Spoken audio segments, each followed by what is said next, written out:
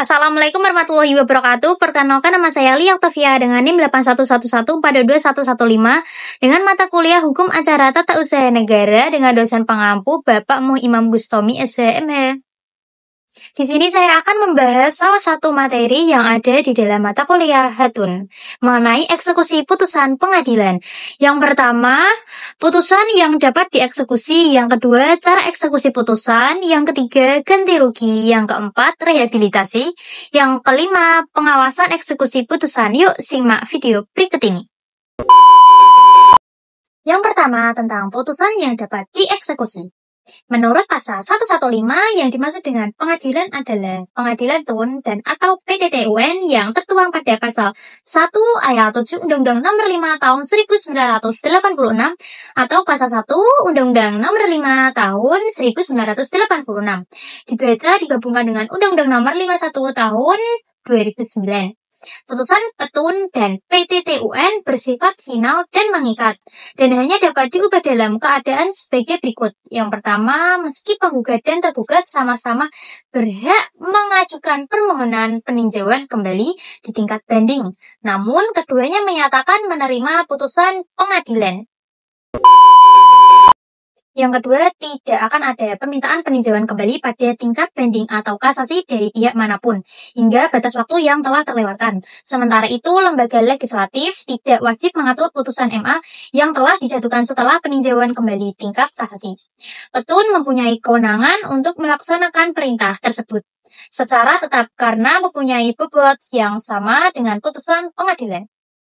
Yang kedua, tentang cara eksekusi putusan, diperlukan tindakan lebih lanjut untuk mengesahkan putusan pengadilan yang mengesahkan litigasi pada pasal 97 ayat 7 huruf B Undang-Undang Nomor 5 Tahun 1986 telah diterbitkan diktat yang menyatakan tidak sahnya KTUN yang menimbulkan di perselisihan tun dan menetapkan tugas badan atau pejabat tun yang menerbitkan KTUN sebagaimana disyaratkan dalam pasal 97 ayat 8, 9, 10, dan 11 Undang-Undang Nomor 5 Tahun 1986.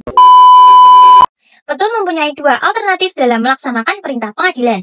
Sebagaimana tertuang dalam pasal 116 Undang-Undang Nomor 5 Tahun 1986 Junto Undang-Undang Nomor 9 Tahun 2004 Junto Undang-Undang Nomor 51 Tahun 2009. A. Sesuai dengan ayat 9 pasal 97 Undang-Undang Nomor 5 Tahun 1986.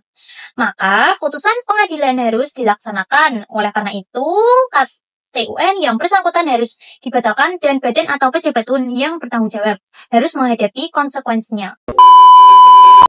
B. Pelaksanaan putusan pengadilan yang terdiri dari yang pertama, pelaksanaan putusan pengadilan seperti yang termasuk dalam pasal 97 ayat 9 huruf B Undang-Undang Nomor 5 Tahun 1986 di samping menyatakan batal atau tidak sahnya KTUN menimbulkan sengketa tun. Kemudian menetapkan badan atau pejabat tun yang mengeluarkan KTUN harus mencabut KTUN dan mengeluarkan KTUN yang baru. Yang kedua, menurut pasal 3 ayat 9 Undang-Undang Nomor 5 Tahun 1986, badan atau pejabat tun bertugas melaksanakan putusan pengadilan melalui penerbitan KTUN. Menurut Paulus Effendi Lotulung, instruksi ketua hakim itu bersifat perintah. Perintah tertulis dalam bentuk ketentuan yang disampaikan Effendi Lotulung. Dalam pandangan R. Wiono, persis seperti apa adanya. Dalam hal tergugat telah diperintahkan oleh ketua PTUN untuk mengeluarkan KTUN. Dilaksanakan, maka tergugat dapat didakwa melakukan penghinaan terhadap pengadilan. Berdasarkan pasal 116 ayat 4 Undang-Undang Nomor 5 Tahun 1986 Junto Undang-Undang Nomor 9 Tahun 2004. Berdasarkan Undang-Undang Nomor 51 Tahun 2009, instansi terkait dapat dikerjakan tindakan paksa seperti pembayaran uang paksa dan atau sanksi administratif sesuai dengan ketentuan pasal 97 ayat 9 huruf B dan C Undang-Undang Nomor 5 Tahun 1986 terdakwa.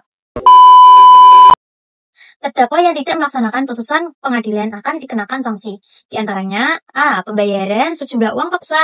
Beban pembayaran yang dikenakan terhadap sejumlah uang ditetapkan oleh hakim karena hakim sebagai yang mengadili, termasuk pada putusan tersebut diputuskan besarnya. Pengaturan mengenai pejabat yang bersangkutan akan terkena sanksi uang paksa, yaitu pada pasal 116 ayat 4 Undang-Undang Nomor 5 Tahun 1986 dan Undang-Undang Nomor 9 Tahun 2004. dibacakan bersama dengan Undang-Undang Nomor 51 Tahun 2009. Yang pertama, mengenai pembebanan uang paksa harus dicantumkan dalam amar putusan mengadili yang mengabulkan gugatan. Yang kedua, hakim mempunyai kekuasaan dalam hal memutuskan berapa jumlah uang yang harus dibayarkan. B. Sanksi administratif. Ketika kita berbicara tentang sanksi administratif, maka berkenaan dengan hukuman yang dijatuhkan oleh lembaga atau pejabat administratif yang mempunyai kapasitas untuk melakukan hal tersebut. Sanksi administratif tidak hanya mencakup sanksi disiplin sesuai pasal 7 PP nomor 53 tahun 2010, namun juga sanksi berupa pengalihan tugas dan jabatan yang semula dijabat oleh seorang anggota pimpinan menjadi seorang anggota staf. Yang ketiga tentang ganti rugi. Ganti rugi mengenai persyaratan tersebut pada ayat 9 dapat ditambah dengan pengenaan sepanjang ganti rugi yang termasuk pada pasal 97 ayat 10 Undang-Undang Nomor 5 Tahun 1986. Namun dari persyaratan yang ada pada pasal tersebut jelas disebut dapat bahwa pengenaan ganti rugi oleh pengadilan tidak hanya terbatas pada putusan pengadilan ketenagakerjaan yang memuat kewajiban menjalani rehabilitasi. Artinya, setiap keputusan termasuk kewajiban untuk melakukan rehabilitasi. Bahkan, keputusan yang tidak ada hubungannya dengan pekerjaan dapat mencakup pengenaan kompensasi. Sepanjang ditentukan dalam pasal 1 PP nomor 43 tahun 1991, bahwa yang dimaksud dengan pengadilan adalah PT UN, putusan tersebut dapat disebut putusan pengadilan atau hakim ketua. Badan TUN yang bertanggung jawab atas pembayaran kompensasi dan anggaran yang terbentuk dengan kompensasi diuraikan secara rinci dalam PP nomor 43 tahun 1991 yang terdiri dari A. Imbalan yang menjadi tanggung jawab Badan TUN pusat dibebankan pada APBN termasuk pada pasal 2 ayat 2 PP nomor 43 tahun 1991. Tata cara pembayaran ganti rugi pada pasal 2 ayat 1 diatur lebih lanjut oleh Menko yang mana berkaitan dengan proses pembayaran kompensasi sebagaimana dimaksud dalam pasal 4 ayat 1.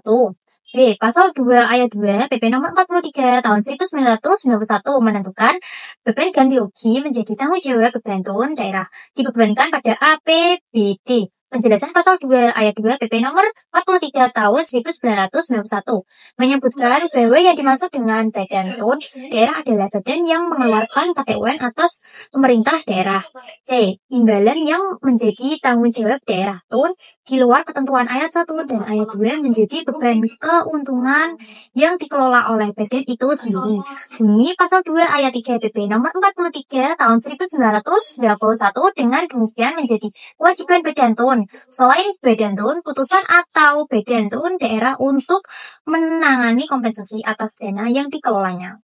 Yang keempat, tentang rehabilitasi. Rehabilitasi pada pasal 97 ayat 11 menjelaskan bahwa ruang lingkup perintah mengadili yang disertai dengan pemberian rehabilitasi hanya terbatas pada perintah yang berkaitan dengan pekerjaan. Hal ini berarti bahwa putusan pengadilan yang terkait dengan konflik pemburuan yang akan dimasukkan. Tidak ada ketentuan dalam Undang-Undang Nomor 5 Tahun 1986, Undang-Undang Nomor 5 Tahun 2004, atau Undang-Undang Nomor 51 Tahun 2009 yang mendefinisikan atau menjelaskan tujuan rehabilitasi. Namun demikian, menurut penjelasan yang terdapat dalam ayat 2 pasal 121 Undang-Undang Nomor 5 Tahun 1986, jelas bahwa yang dimaksud dengan rehabilitasi adalah upaya mengembalikan penggugat pada kedudukan, kementerian, dan martabat yang sama sebagaimana seorang PNS yang dijabatkan sebelum SK Tata Tertib. Masalah terkait negara yang sedang dihadapi.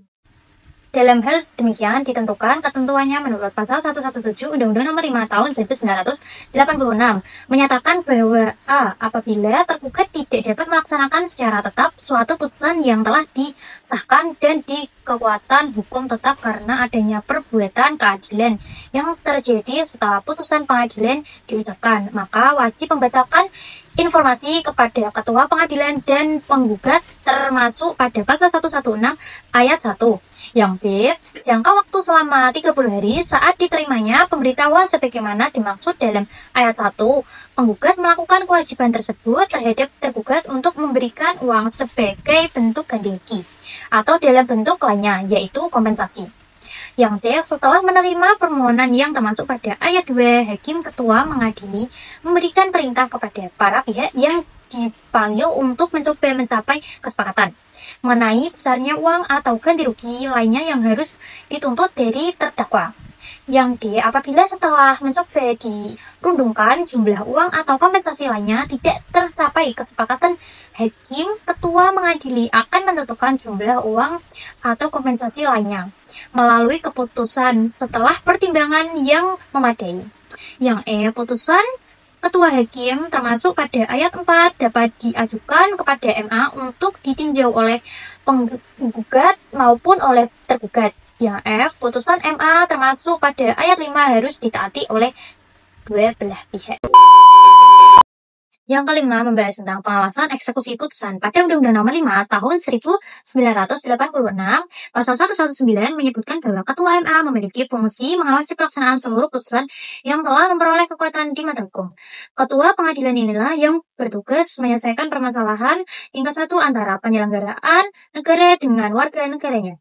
Hal ini memperjelas mengapa Pasal 116 ayat 4, 5, dan 6 Undang-Undang Nomor 5 Tahun 1986 Junto, Undang-Undang Nomor 9 Tahun 2004 Junto, Undang-Undang Nomor 51 Tahun 2009 dan Pasal 117 ayat 4 Nomor 5 Tahun 1986 memberikan kewenangannya dan luas kepada Ketua Hakim Majelis pada PT UN.